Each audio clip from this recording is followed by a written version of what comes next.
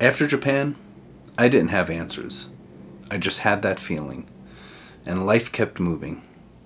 But not long after that, COVID happened, and everything slowed down. Somewhere in that time, I started learning how to sail. My friend asked me to take lessons with him. It was something completely different. And what I didn't know at the time was trying those unfamiliar things was pulling me into a different kind of space. But a few months later, my father passed away.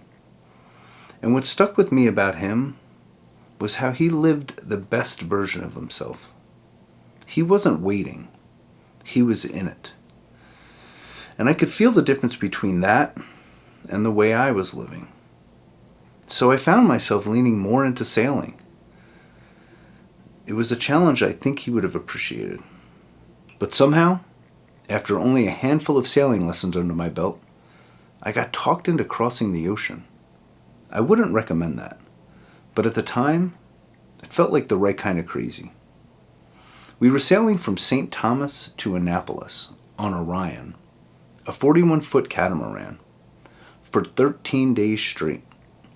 On the 9th night, we were in the Bermuda Triangle. It was about 2 a.m. I was on night watch, alone. The other 3 guys were asleep, including my son. I was at the helm, just trying to keep us on course. No one to talk to, no one to hand it off to. It was all on me. And I was exhausted, mentally fried. I was just trying to stay focused to get us through the night. And it was one of the hardest nights so far. Honestly, one of the hardest nights of my life. The sky was clear. The stars were bright in a way you don't really see. After 9 nights out there, you start to memorize them. You start to recognize where you are just by looking up.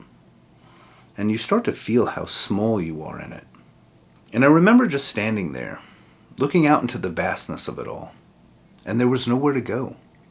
Nowhere to hide from your own thoughts. No noise, no distraction. Just the sound of the water and the darkness.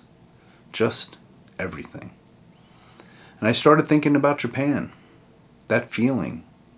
And I started thinking about my father, about Bill, about my own life, the way I had been living it, the things that I said mattered, and the way I was actually showing up. And I remember thinking, if I keep going on like this, nothing really changes. And somewhere in that night, something shifted. It wasn't loud.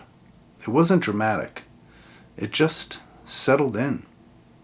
I wasn't going to live like that anymore. Not in some distant future, but now. I wasn't going to keep drifting and telling myself I'll figure it out later. I was going to be in it, fully. I didn't know what that meant yet. I certainly didn't have a plan. But I knew I wasn't going back to the way I had been. And the interesting thing is, nothing changed the next day. Same guys, same boat, same trip. But something changed in me, and that stayed.